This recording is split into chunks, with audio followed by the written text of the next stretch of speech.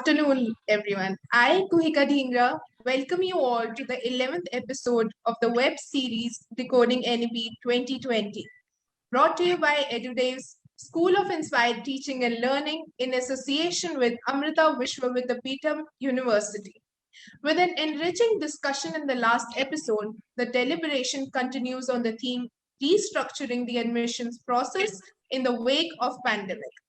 Gracing our panel today, we have with us Dr. Shobha Bagai, Professor at Cluster Innovation Center and former Dean of Admissions at Delhi University. Dr. Bagai is an acclaimed program coordinator of BTech, IT and Mathematical Innovations at Delhi University. An esteemed member of several boards, she has been the acting chairperson at Delhi University's Social Center Co-ed School. A vivacious personality, she is greatly admired for her excellent performance and unparalleled wisdom in her field. We welcome you, ma'am. We are honored to welcome Dr. B.L. Arya, Registrar, Amity University, Noida, on our panel today. Dr. Arya holds over 34 years of professional experience, during which he has served numerous federal and state government organizations. His excellent service to the government was recognized and awarded with the President's Silver Medal. His expertise in the management of higher education system and procedure is quite evident from his instrumental role at both government and private universities. We are honored to welcome you, sir. I'm delighted to introduce you to our esteemed panelists, Maheshwara Chaitanyaji, Chairman of the Undergraduate Admissions of the School of Engineering, Amrita Vishwa Vidyapeetham University. Maheshwara ji has more than 15 years of teaching experience in the field of computer science and engineering. A dynamic expert in his field, Chaitanya ji also serves as the contest director for International Collegiate Programming Contest. His humility, expertise, and ideologies continue to inspire us all. We are so honored to welcome you here, sir. I heartily welcome our moderator for this session, Ms. Devyani Kapoor. A former principal, author, and passionate edu leader, Ms. Kapoor carries over 3 decades of experience in the education sector. A pragmatic thought leader, she is the founder and CEO of Edudevs School of Inspired Teaching and Learning. Accredited for introducing numerous innovative pedagogical techniques, Ms. Kapoor has created new benchmarks in the field of education. Welcome, ma'am. And once again, I welcome all of you who have just joined the session. And now I hand over the baton to our moderator, Ms. Devyani. Thank you so much, Kuhika, for that wonderful introduction. I warmly welcome today yet another panel of illustrious panelists, people who have not just been a part of the admission process of universities, but have lived through and seen the changes in the various decades. Moving on to the last episode's discussion and continuing with where we left, we see that the postpone of the board examination has created anxiety, created uncertainty among the students. As though the pandemic was not enough, we had this cancellation. But the universities in India and around the world are now preparing for a pandemic-induced delay in the beginning their academic session for the second consecutive year. The first year, we did have the board exams and somewhere managed to work out the admission process. The institutions are preparing now to push back their academic session by at least 1 or 2 months to August or September. There is no official word, though, from the Ministry of Education in this regard. They are also working out new ways to get around their usual admission process. We see that the bouquet of options that ranges from relying on the pre-board results or the conditional admit caste, and we've been discussing about the various options in our last session. Acting VC of the Delhi University, PC Joshi, added that the DU is pushing to admit students on the basis of proposed common entrance test for universities, which will be the parameter across humanities, science, and commerce streams. We will delve into how this will happen, but he wants to keep a 50-50% weightage for entrance exam and the class 12 exam. Now let us hear it out from what our panelists have to say in this regard. Very quickly, I will introduce our three segments to the audience who have joined us for the first time. The first segment is our ice-breaking round, where same question is addressed to all the panelists, where we'll see that what is their perspective over a common issue. Second round is an individual question addressed to one particular panelist, and we seek his perspective on that particular area. The third and the most popular round is our Q&A round, where the audience seek the insights of our panelists. So we will be going in the order of Dr. Shobha Vikai first, Dr. B.L. Arya, and then Brother Maheshwara Chaitanyaji. For the ice-breaking round, you all have about 2 to 3 minutes to answer the question. So over to you, Dr. Bakai. What do you think that how will this situation unroll when it comes to working out a common admission process for the session 2021-22? Over to Dr. Bakai. Thank you so much, Ms. Kapoor. And I would basically be answering that question, keeping the University of Delhi in mind. See, till last year, what happened was that we always admitted the students based on the class 12 marks, except for certain undergraduate courses, which were more inclined towards certain professional courses. The center for which I belong, so we had BTech was one of them. For that, we had the entrance examination, which was basically conducted only by the University of Delhi. But for the other popular courses, which were the honors courses, which were the BA program courses, which were the BSc program courses, the admissions were always done based on the class 12 marks that the students have scored. So there were always, the negative point of admitting the students to the merit-based was that the number of seats were limited. And, even if you lowered 1 mark, so that could be, lowering just, in fact, 0.25%, you would have a number of students, in fact, entering that bracket, and specifically for the very, high demand courses and the high demand colleges. So at the University of Delhi, it was always felt that maybe the need of the hour is a common entrance test. So when it was announced, before the pandemic had, the second wave of pandemic had set in, and, when it was almost certain that this year, at least the board examination will happen, as per the earlier date, it was April. So you could have, there were certain debates, of course, going on that whether it should be completely on the central, the common entrance test, or CUSET, as it is being called in the media. Or should it be a 50-50% weightage between the merit and the CUSET? Now, those were the only 2 options at that instance, which were under the discussion in the University of Delhi. But with the second wave coming in and, the board examination being cancelled and not very certain whether a common entrance test can be held, because to be very fair to the students also, they have already undergone almost a complete academic year when, all their studies actually happen online. Let's be very fair and let's be very honest.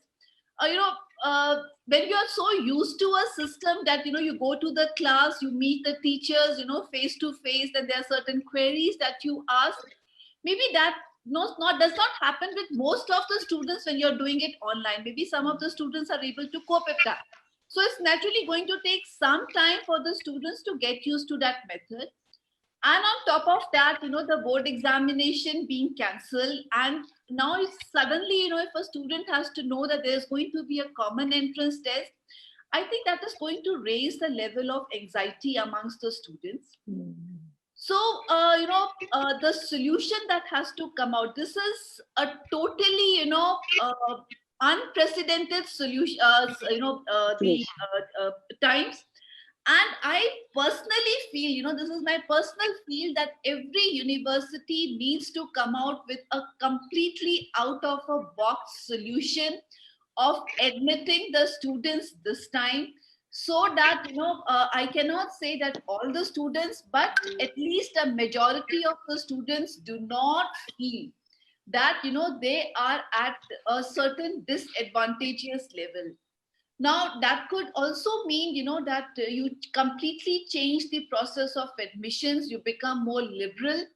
But on the other hand, when I talk, about being more liberal, admitting more students, being a part of the, having been a part of the administration, I also do understand the constraints, one has in terms of the infrastructure, and that infrastructure could be in terms of, your human resources, your teachers, in fact, and having a complete, when you're going online, I just cannot say that, I don't require any infrastructure.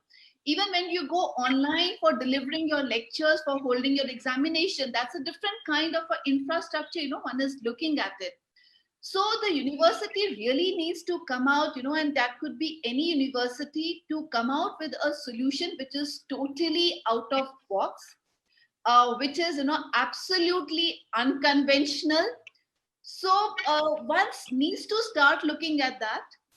As I said before, that having a combined entrance test was, at least, personally, I always felt was a wonderful idea. And that could have been the way ahead because of the problems the University of Delhi had been facing in terms of admissions. But looking at this time, particularly, when the students are right now at a crossroads, not knowing that, how do they prepare for the entrance test. And like in University of Delhi, you could have a science students getting admitted to an art student, so what kind of the paper would they need to give it? Because I don't think so that you could have, a same kind of a paper for either a science student or a commerce student or an art student. And even in arts, when you have different papers, so that is something I think which will have to be looked into it very carefully before it is rolled out. Great. Thank you so much. And we'll be coming on certain things again as to what DU has thought about it. And you very rightly said that this is a very unprecedented situation. And considering that there'll be online tests, does not mean that you don't require that kind of a back-end support and infrastructure. Let's hear it out from our second panelist, Dr. B.L. Arya, what he has to say and what his perspective lies when it comes to the admission process being conducted in varied ways. Yes, sir.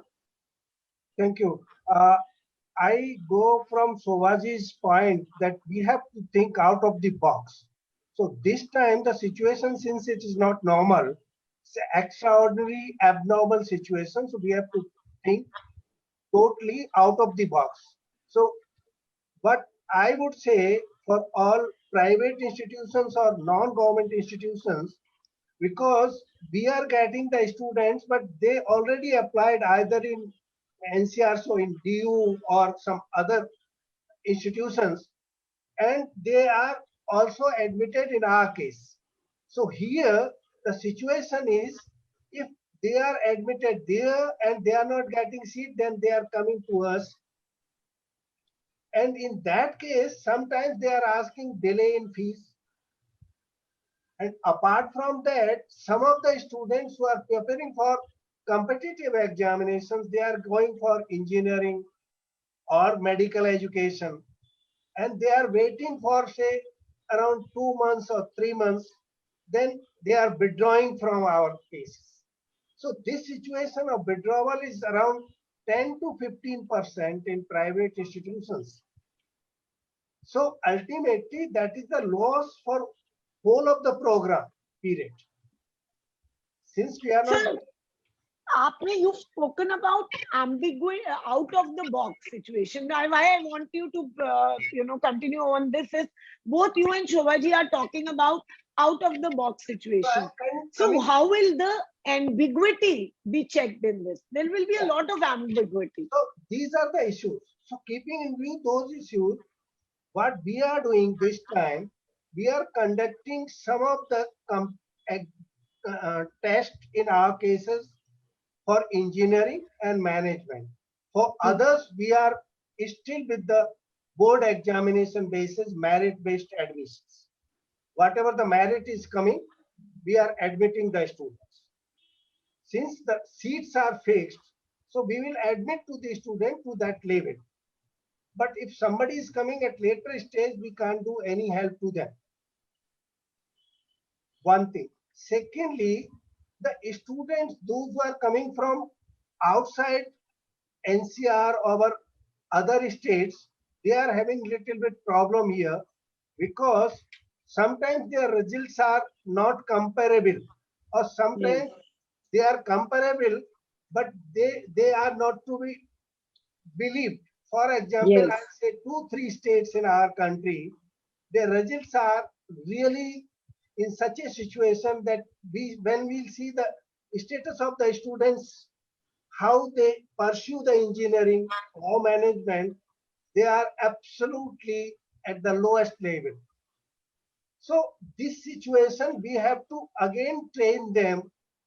After admission, we are doing that part. They comes under the slow learner category of the student and fast learner category of students. So this sort of situation, we are still working over it and trying to help out the student in this special or extraordinary situation, how best we can help them out. Even financially, we are supporting them. As I said earlier in our discussion, that we are giving a special scholarship whose parents are no more with them or their guardians in this pandemic situation. And we are giving them financial assistance and studentship. So these are 2-3 things we are working over it, and I hope all other institutions are also facing such situation. And student has to see, and the parent has to see of their own, that which is in their vicinity is the best school or best college and best university, so that they can, within their financial structure, they can admit their wards there. Thank you so much, sir. You have really spoken about that, how institutions need to support. We are just looking at the admission process. We also need to look at that, how we have to think out of the box in terms of supporting, because a large chunk of population has been wiped out, and the spillover has been on the students who've lost their parents as well. So universities also need to look into some kind of a financial support they would provide to them. Coming to Chaitanya ji, I would again want to draw your attention, because in the last episode, you did speak about some kind of a combination, because here we are talking about the challenges that the university admission processes will face. Now we are very clear, some of the states, how the class 12th exams are conducted and what kind of the results they exhibit, where at times the deserving candidates do suffer. So how would that ambiguity, admission process will happen, you will create a combination. My question is, how will that ambiguity be checked, whereas in the gap between the deserving and non-deserving candidates would be properly addressed, and that the deserving candidate will not suffer due to the out of the box kind of admission process that we are talking about. Yes, sir. Okay, thank you, ma'am. Thank you for that question. In fact, I think I'll have to continue from where I stopped in the last session.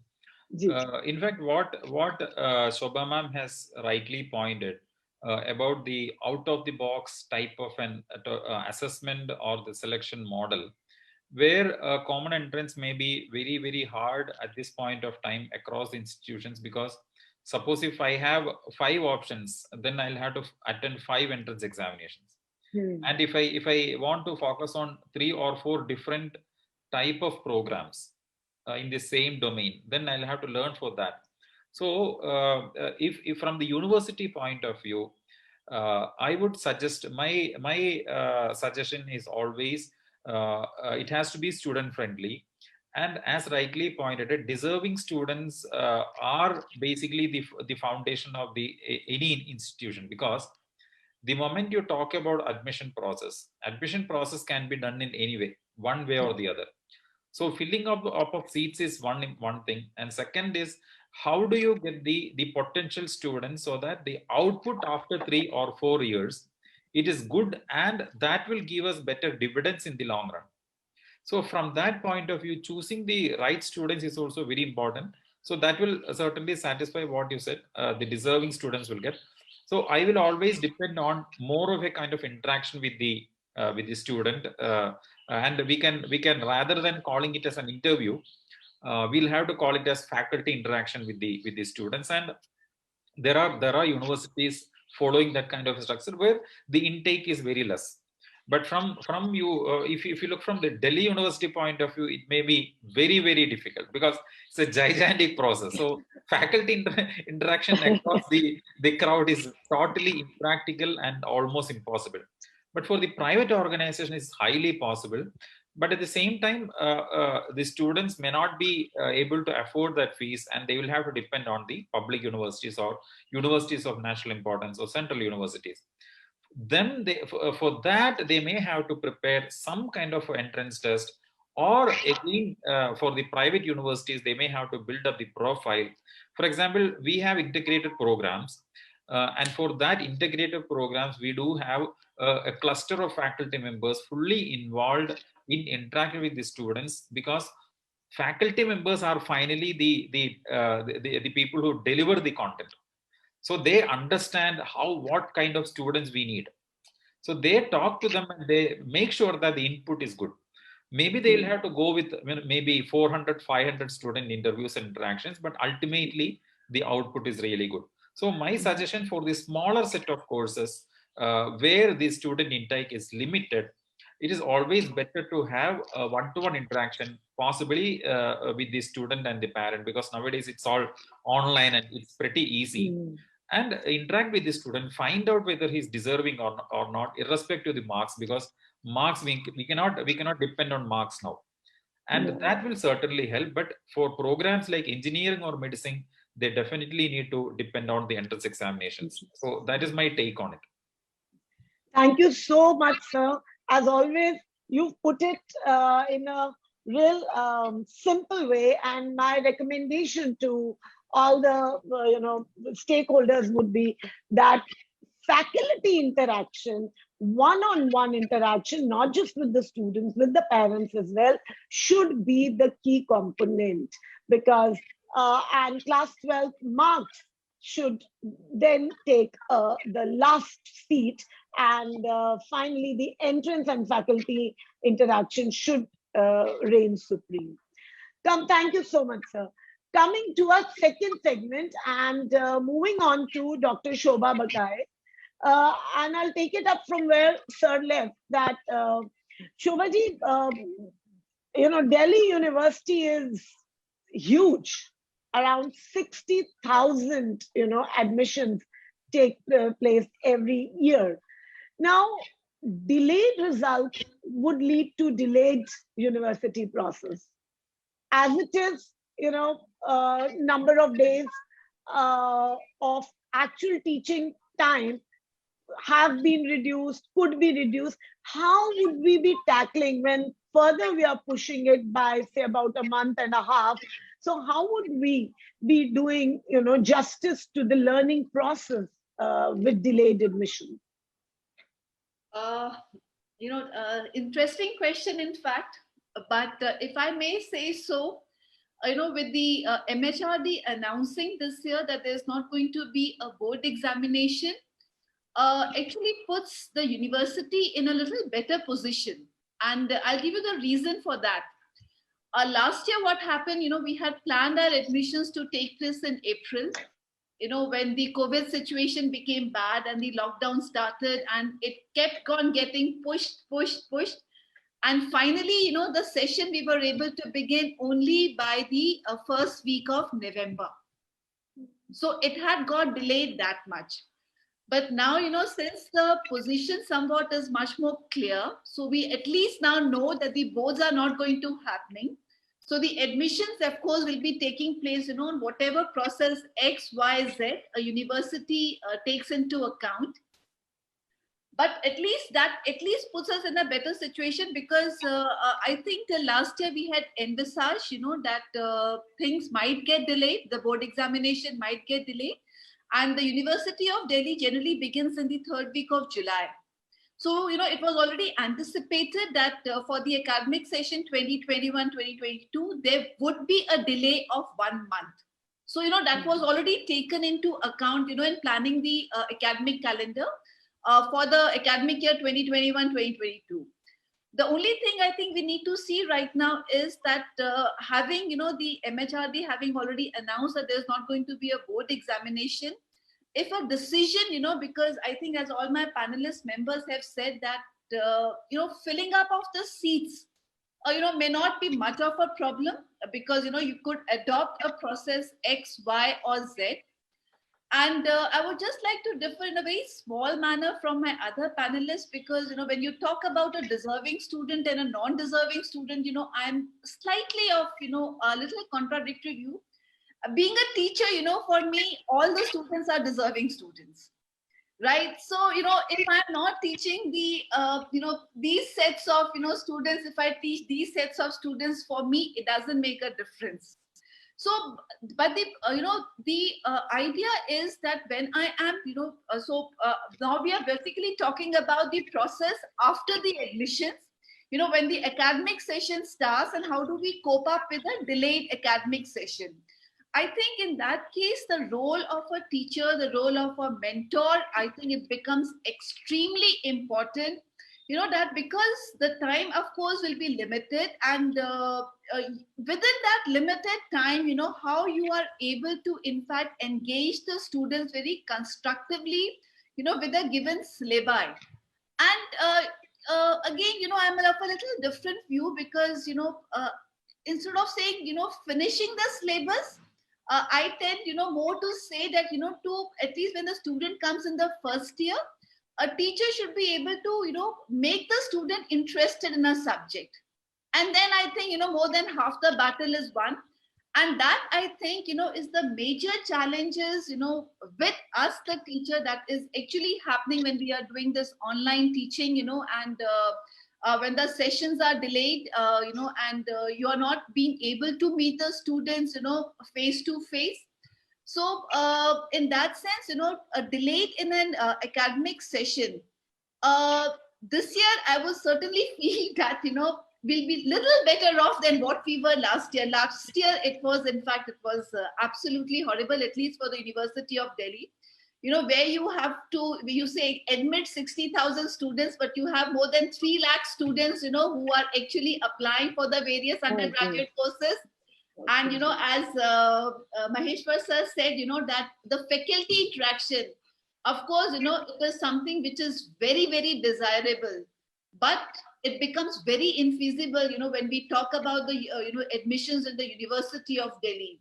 And then there are certain other issues also, when you have the subjectivity into the admissions to some popular courses into the popular colleges, of the university, which comes into play. So the University of Delhi, would like to have an admission process which is as objective as possible. So, I think that will be the way forward, in fact. So delay in the academic session, I would not be worried too much about that, because I certainly feel we'll be better off than the last year this year. Great. Thank you so much. And very well said that a lot depends upon the educator and how she would be able to,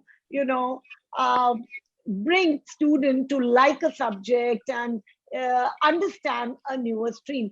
My very quick response on from you, I want.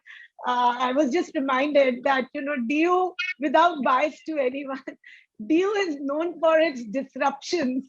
So what was the scenario when the you all had shifted on the online mode of teaching? So how did you cope up with that kind of scenario? Because So normally, yeah. So I don't think so. That's very peculiar about the University of Delhi. That's, I think, a human psychology. You know, you're always into a very comfortable zone. So when Yeah. you're forced to move out of your comfort zone. So I think in Yeah. physics also we have this property of inertia. So Yeah. that inertia is there, and specifically I remember very clearly that admissions last year. So we had shifted the complete admissions online. Without the students actually visiting any of the colleges. So there was a lot of skepticism that how it will be done, but I think by the time we finished off with the first cutoff, in fact, all the stakeholders, they were very happy with the system, and not knowing that this year again we'll be facing the second wave of pandemic. In Right. fact, unanimous feedback that we had got that this should be the way ahead for the way the admissions had been done.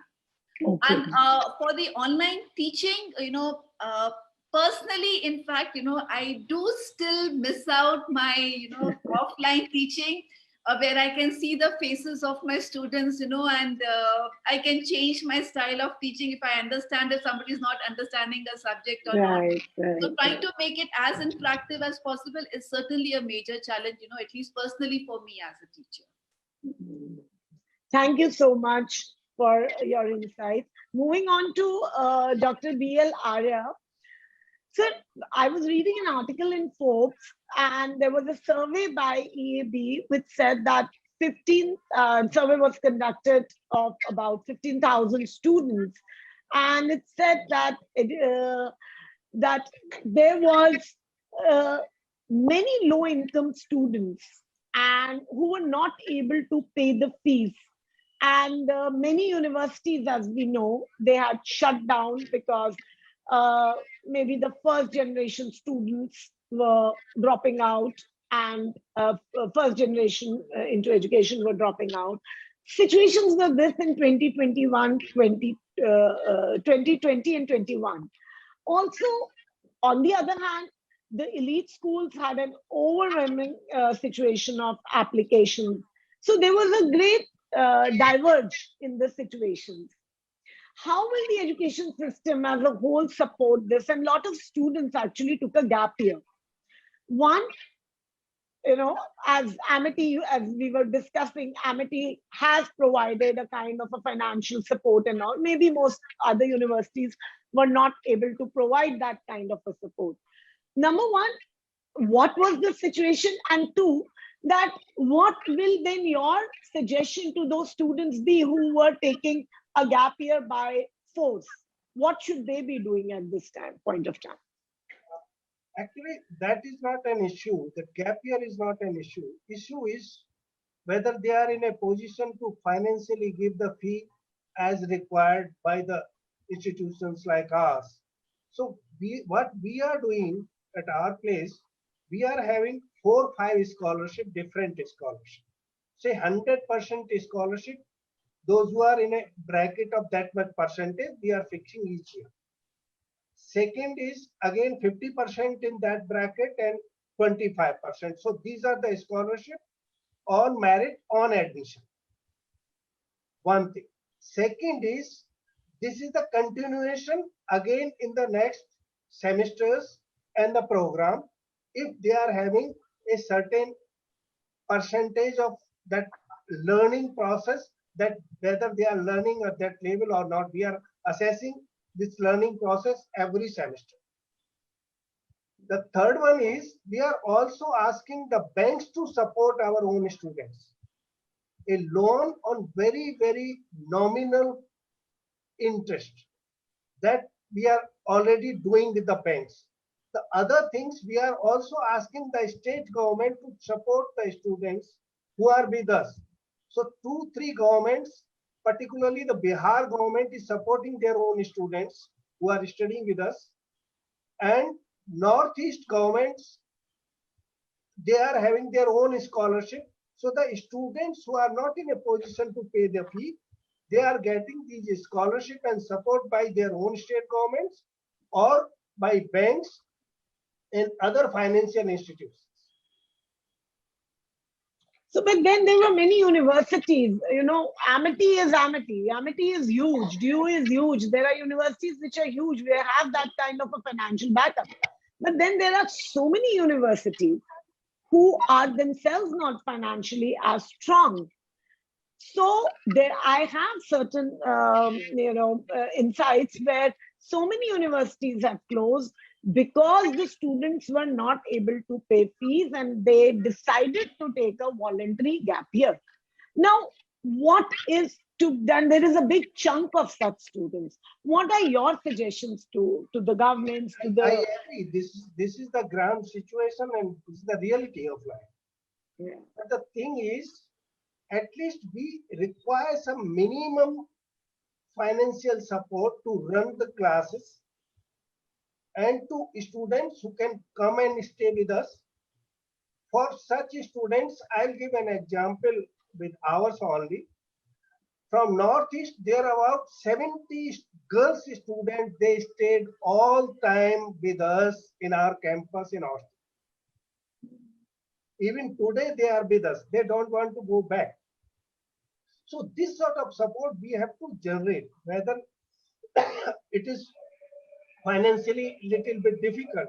But if this sort of support can be created by the institutions, then something will come out for their own students.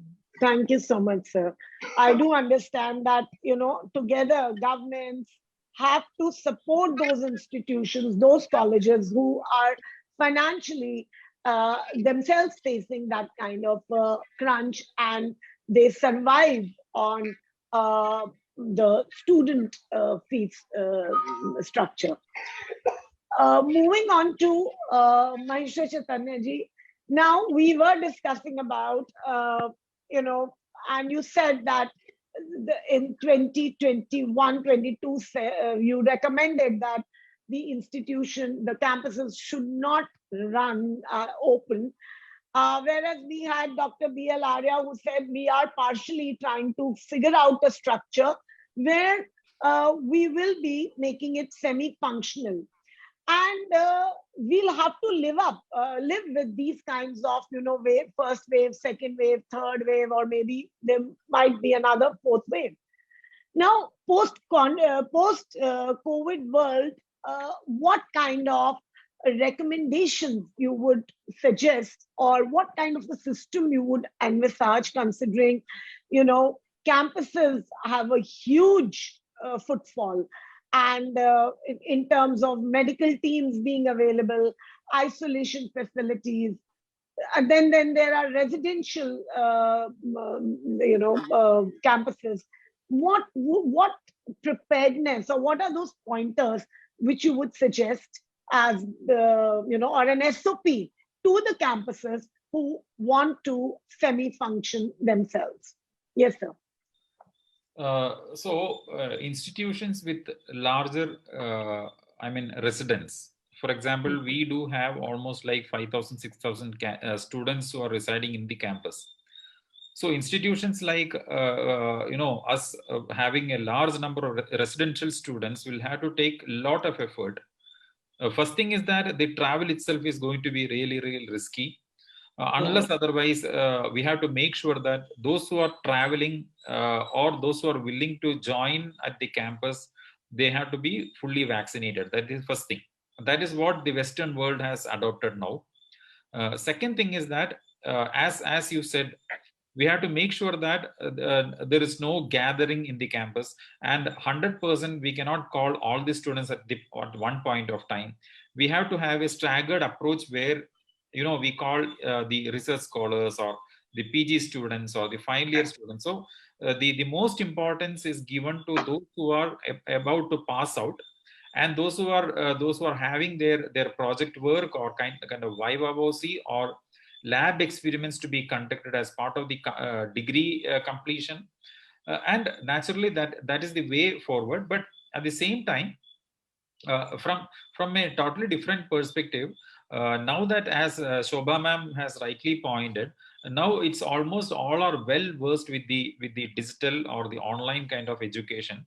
But education is not about just instruction, right? It is not just about delivering the lectures, but it has also something to do with the holistic approach of teaching in the class and talking to the students physically, and a kind of exchange of the ideas or conversations. It is not part of the syllabus, but that is the connect, that the backbone of the holistic education. Otherwise, again, the teachers will be like instructors, like in online class videos. So for that to happen, I think universities, the campuses will have to adopt some way to make sure that at least a smaller set of students are brought into the campus.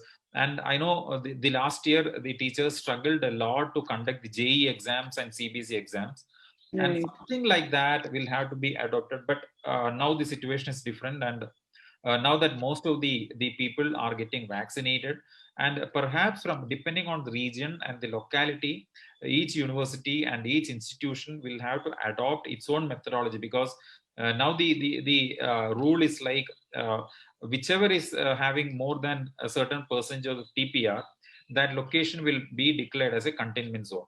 So that is more challenging if we plan to bring the students back, because we don't know when the location will be termed as a containment zone. So given all these restrictions, it is always better to continue with the online mode, but maybe with the minimum number of students in the campus, those who are really wanting to complete the projects and assignments and other things, and make sure that it is not spreading a lot beyond a point. So that is my suggestion in that. So I think I'm sure the various universities would have heard and taken a note of it, that like a combination, as even National Education Policy recommends, a lot of internships, it encourages a lot of experiential learning and internships to be conducted. So maybe projects, some group of students could be involved in active teaching, and then a group could be, so we'll have to kind of profile students and create a workable model. But the first and foremost is that we have to ensure that vaccination is being done. But considering that Amity is planning to function in, so I would just want to take a bite from Dr. Arya, that what is their SOP like, and what is their preparedness? What are they? So, Dr. Arya, if you could just reflect on your preparedness. We are fully prepared. We have all our system at place. And we are planning that even the PhD scholars are coming with all following all SOPs. So that is not an issue. As Chaitanya ji has said, that final year students, particularly the students of law, they are coming for moot courses in groups in the campus, and we are following that SOPs. Not right now, but they came previously, and probably from next month we are hoping that we will do like that. So this is not the situation, and the final year students, particularly where the practicals are required, lab works are required, they have to come in the campus for doing their own practicals. So that part we are fully prepared for that, and I'll hope by means following the SOPs as prescribed for this purpose, if somebody is doing that in the beginning, so we have to follow it, because we don't know where the third wave, fourth wave, fifth wave will come. We have to live with it. Because thank you so much, because that's very important, that we are talking about the admission process, but we also need to discuss about the preparedness of the universities. And I really don't want to ask Shobha ji about it, because she will be so much under pressure with that kind of magnitude and mass of students walking in. What will the DU be looking at when they talk? What kind of SOPs would there be, or what kind? If you want to give us a quick bite, Shobha ji, before I ask you the next question, have you, like, what is the thought and what is the kind of discussions that are happening in the corridors at this point of time? See, the thing is, after the admission process is complete, then, since the students do get decentralized into the colleges, and then, they are broken up into a smaller subsets. So naturally, it becomes a little easier to deal. So I'm not talking about the 60,000 students, but, I'm talking about, say, at the most 60 students, per teacher. University of Delhi, in fact, had also adopted this last year, that starting, with the research students, allowing them to come to the campus, and specifically, the students of these sciences, who needed to complete certain, experimentation to complete their PhD work. Then, trickling down to the postgraduate final year students, and even the undergraduate, students, specifically to those students, where they needed to come to do the practicals. Say, for example, if I talk about my discipline, mathematics, so that is something, that maybe the practicals in mathematics, I'm able to perform without actually being into the boundaries of the university. Because all I need is my software and my, a computer maybe, and nowadays even some of the apps are available on the mobile for me to conduct those, experiments. But if you talk about the students of the pure sciences, which happens to be, say, chemistry or your physics or the bio stream, where they actually need to do it by hand. So the university had allowed, that within a time frame and in a staggered manner again, that, the teacher can call 10 students on one day and the next 10 students on the other day, so that, they're able to complete these practicals, and they are just called only specifically focused on finishing their practicals, and then, then moving back and having the next round of students coming in. So the university had adopted that because there are some things, which right now I don't think so it'll be feasible if we talk only in terms of, having to do with online teaching or, online discourses. If I talk with my research scholar, as I told you, that the need of the discipline also makes a difference in, in my case, in my discipline, I may be able to do it completely online. But if I talk about chemistry, if I talk about physics, there it's very important that, that even a research scholar is there in his or her research lab, to complete the work that is being done. So those kinds of things, yes, actually personally, I was hoping that by the time we have the next academic session, maybe things will start turning into the normal, but I think we're in a long run now for something to turn back to what was the conventional and what we thought about it as normal, to return back to it, it might take some time. And yes, as rightly said, it's just not about students coming. They might come in batches in the classes.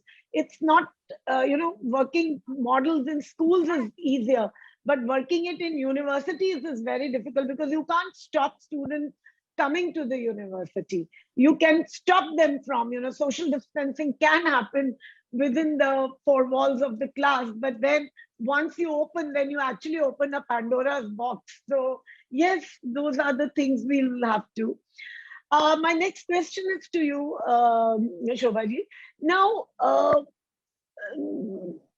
that many universities have their admission offers to candidates based on, performance in the remotely proctored entrance exams like G, SAT, and APT, and based on personal interviews that we were talking about.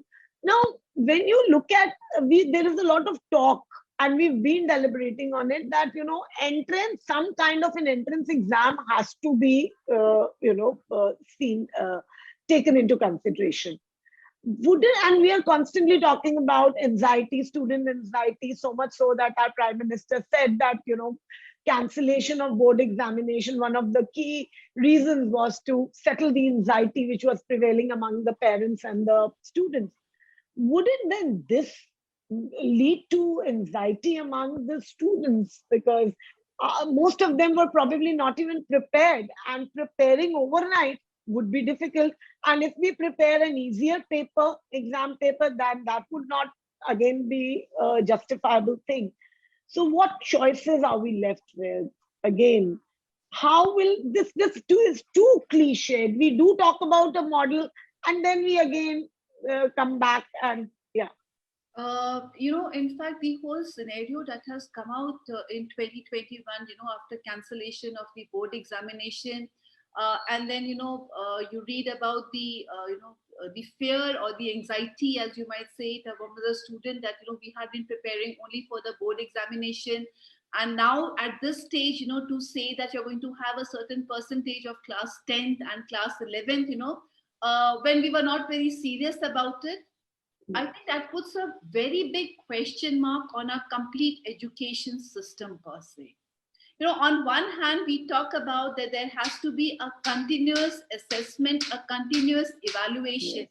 But are we also talking about that the student has to have a continuous learning process also? And should the learning process, be marked only by one end examination? Because I somehow feel that, if the education system was, where the student was learning continuously, and any examination which is there is actually based on what you have learned, it's more conceptual, I don't think so, that fear or that anxiety would have ever come. But, having talked about that, maybe it's a very, very idealistic situation. We also need to be very practical as to what the scenario right now is and how do we answer about that. And as you have rightly said, that on one hand, where the students are, the anxiety of their board examinations being held, because, if you go by the last year experience, so, the students were always, okay, my 2 or 3 papers are left. Okay, after 1 month, I'm going to have my examination. So let me sit and prepare. Then it got postponed, and then, there is a sort of a rhythm that is built, and, even when we have gone through the board examination process, so during those 15, 16 days, there is a momentum. You're preparing for one subject, that one subject is over, you're preparing for the second subject, and so on and so forth. And the students totally lost that momentum. So that way, where one anxiety has been settled, I think the students have become more anxious about the admission process, for a higher degree. And when you talk about the proctored examination, so say, for example, JEE, not many students, who are aspiring even to do their, they follow their undergraduate courses in pure sciences. Because I know a number of students, at least who come to the University of Delhi, they are absolutely clear in their mind that, they want to follow pure sciences subjects, say, for example, physics or chemistry or even mathematics, and they do not want to go into the engineering stream. So they don't appear for the JEE examination. And the JEE examination, if I'm not wrong, out of the 4 phases, 2 had been conducted. And 2, I think, were yet to be done, because JEE had planned to have, 4 such entrance tests this year, which was an excellent idea. But again, because of this pandemic, now the students who have not given that, SAT, in fact, they generally gave if they have wanted to go outside. So at this stage, many students had not thought about it this year, that, either of these proctor's tests could be considered, as a way of the admissions to their, higher education, to the undergraduate program, which they needed to follow. So at this stage, to inculcate that, I do not think so. Personally, I would like to, go in for that. It's much better that even at this stage, if we can have some sort of a common entrance test, and, when you talk about making it very easy, I somehow feel that, if there are certain conceptual, what we call as basically is, the situation-based questions, they are very difficult to frame, but that does not require much of a rote learning. It's much of an understanding of a problem. That would of course be an ideal conditions if those kinds of entrance tests could be prepared, where a student actually sits in the examination hall, reads the question, reads the context, and then applies it with whatever knowledge he has gained over the past 10, 11 or 12 years of schooling. Right, well said. That we'll have to change the pattern of the entrance exam. It's not about making it easy or making it tough. It's about making it based on conceptual clarity.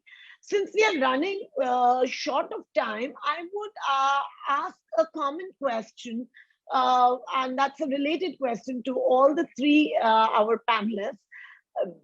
Considering that CBSE has released, and that's something which I've been, queries have been coming to me, and this was a question which actually a few students asked me to address in the webinar. Now, CBSE released the scheme to calculate grade 12 marks earlier this week, and the marks for the theory component will be calculated as to 40-30-30 ratio formula based on the student's performance in class 12, 11, and 10 respectively. Now, this has come suddenly. While some of the people are welcoming it, of course, there are those people, as I said, we as an educator, we should not be talking about good and bad students, but performers and students who took, did not perform so well. So what are your thoughts on that? And considering that when the child comes from class 10 to class 11, there is a change. Suddenly he's into a new stream. So class 10th is that year where the student takes a lot of time in understanding the scheme, in settling with the stream, and then he picks up towards the end of class 11th or probably the beginning of class 12. So what are your thoughts about this kind of a structure? And would this be of any help in the admission process? That's my question to from where I left to Shobhaji, and then I'll move on to the other panelists. Yes. The situation is not very idealistic. So I don't think so. The solution, as I said, you always want a certain ideal situation. But given the prevailing situation, that may not be possible. So, I think the CBSE and the MHRD must have certainly thought this over, with certain educators, and come out with this formula. And I am of the opinion that if, it is disadvantageous to a certain section, it is uniformly disadvantageous to everybody.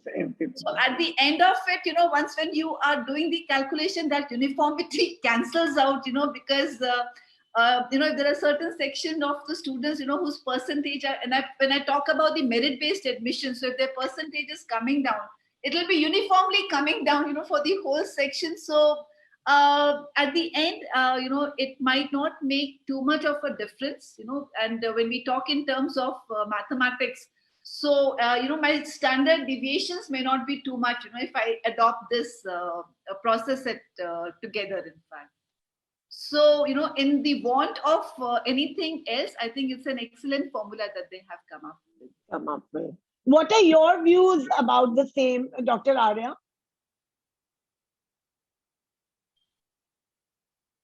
About this 40% marks from grade 12, 11, 30% of 11th, another 30 from class 10. So it will be a very something, student profiling, something which we would want to create a kind of a model or a module for the coming admission processes. What is your take on this criteria that CBSE is suggestive of? Regarding CBSE's criteria which has come up, I think there is no other option at this stage, because we have to declare the results in time, and in this situation, there is no other things. Probably CBSE and MHRD has definitely consulted with academicians in this regard, and this is the only solution at this stage, what I feel. There might be not be all stakeholders are happy with it. This is not good for the students and parents, but there is no other option than this. So, moving on to Chaitanya ji, your views and your suggestion that if you want to tweak this ratio, I would be very open to hearing it out, that any suggestion to CBSE, we would want to tweak it, or we would want to add on to this. If you could come up with a structure with this 40:30:30 formula released by CBSE. Yes, sir. Yes, ma'am. But see, the most interesting thing what ma'am has suggested, how do we make sure that the students are coming out of that kind of a mugging up of syllabus or content? and how can we make sure that they are able to apply it actually. For example, let me just tell you now, this physics and chemistry, the whole year has been totally virtual. So there is no they don't understand experiments, or they may not be exposed to the kind of experiments they used to do in the lab. So how do we evaluate them?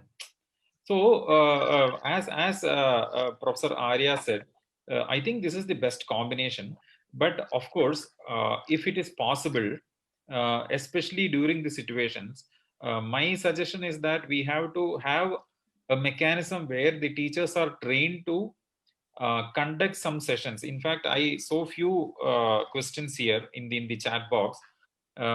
Teachers are asking, how do we assess the students if it is online?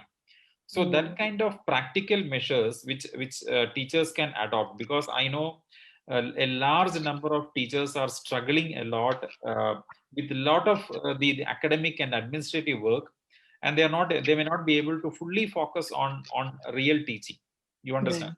So how is it possible that we can reduce that administrative workload and bring them to more into teaching, so that they can always survive on a blended type of learning, and make sure that at least in 11th and 12th standard, the students are given projects, or the evaluation has to be strictly according to the case studies, real-time case studies, or on the based on the research papers published by the professors, because there are a lot of research being happening in different domains.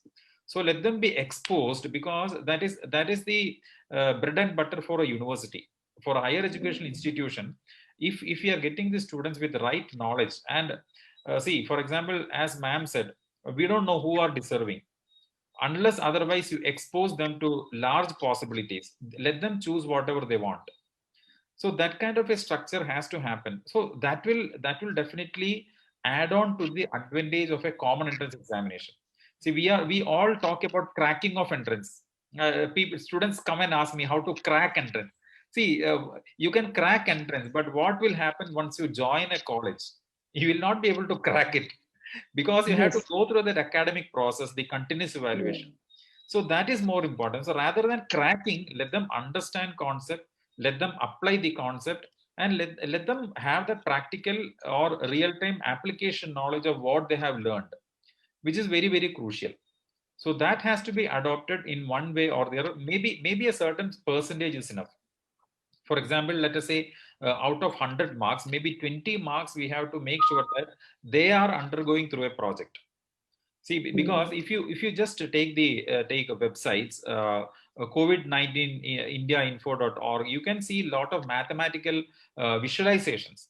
So let them be exposed to that, because we don't know where these matrices are applied, or where these mathematical concepts are applied. Let them learn. Let them be exposed to what is the real-time application of what they learn.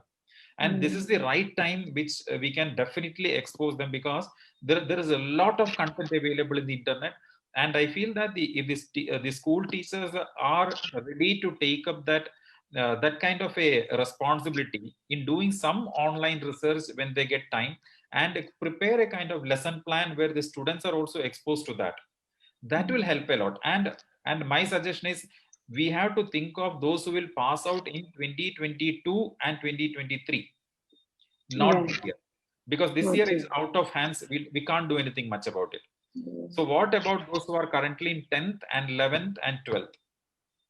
So you're okay with the 40s to 30s to 30, or probably it could be a 50s to 20s to 30, because it's class 11. And I'm actually concerned about the science stream, because sciences stream are based on practical, practicals.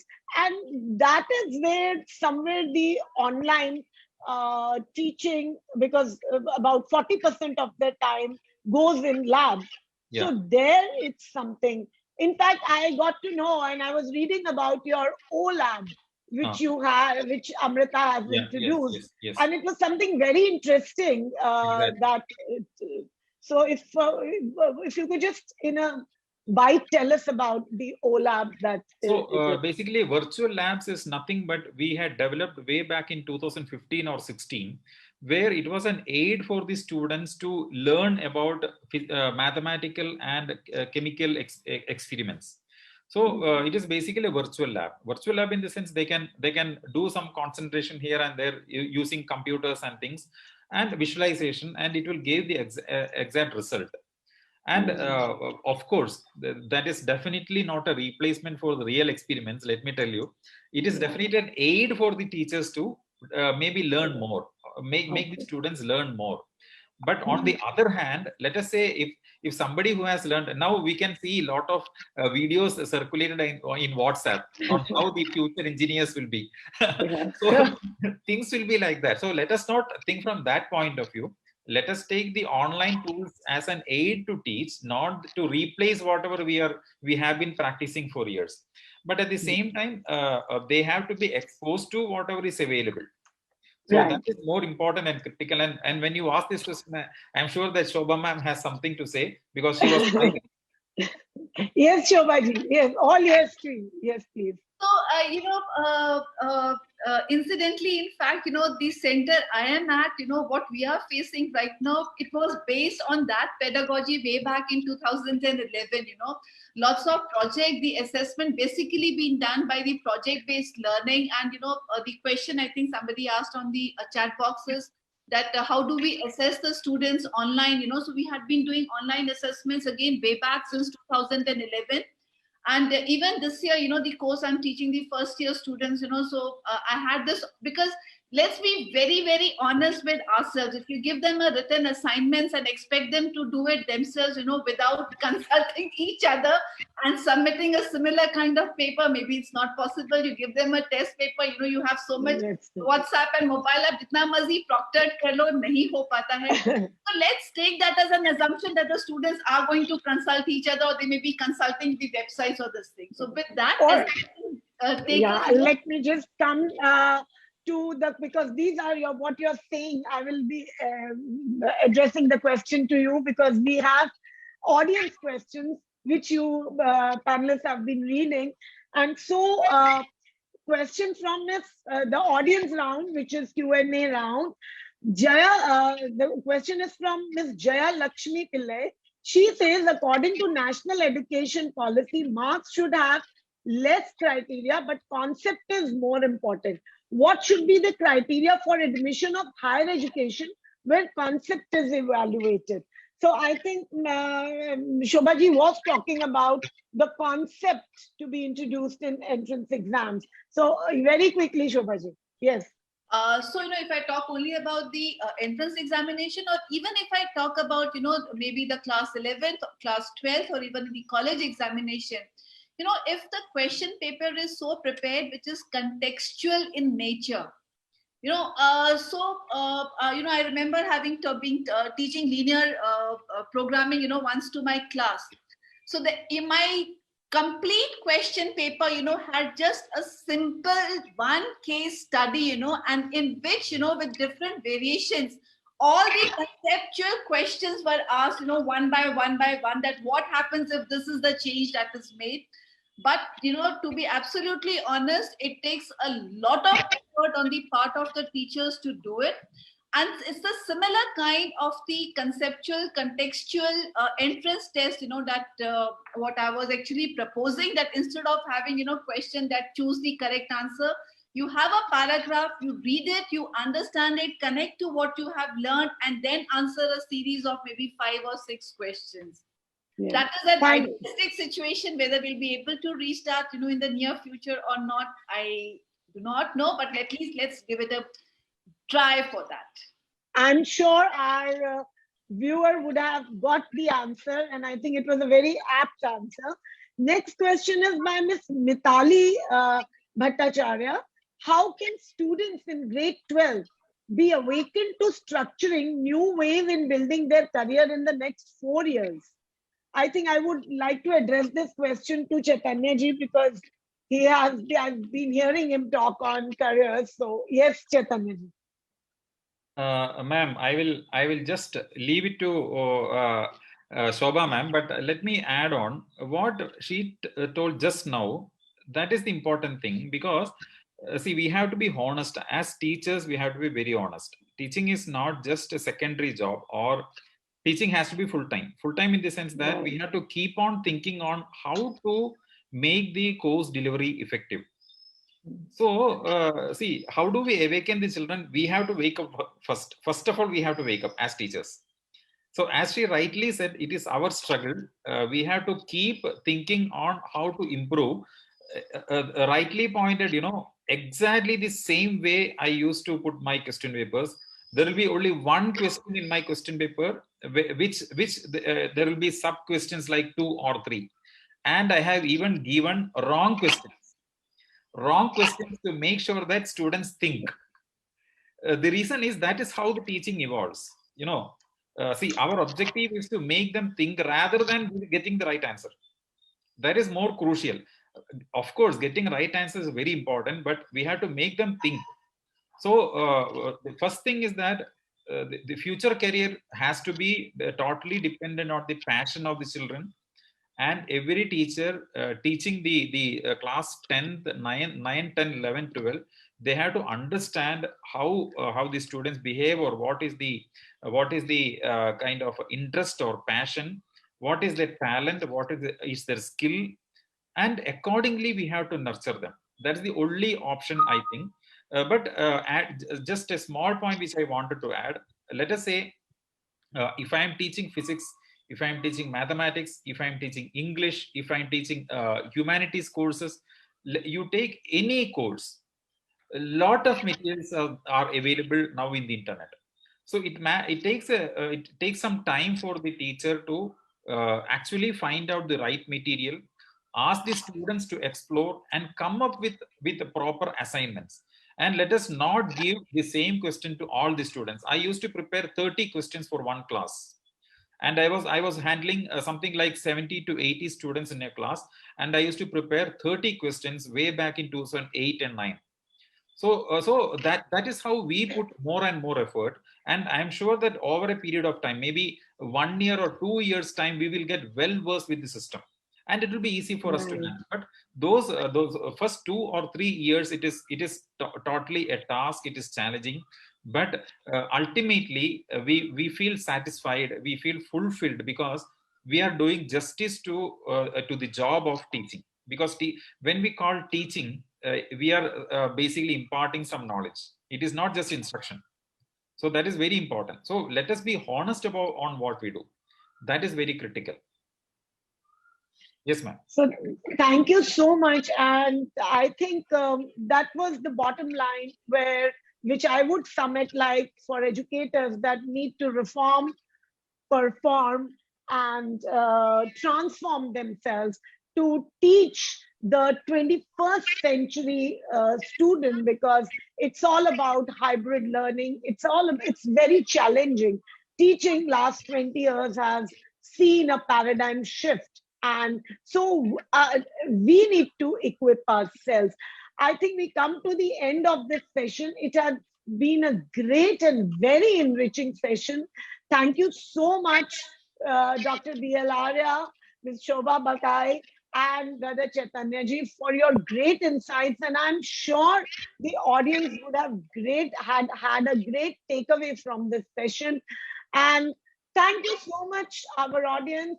You were watching a web series produced by Edudevs School of Inspired Teaching and Learning and powered by Amrita Vishwa Vidyapeetham under the name of Decoding National Education Policy 2020 Higher Ed.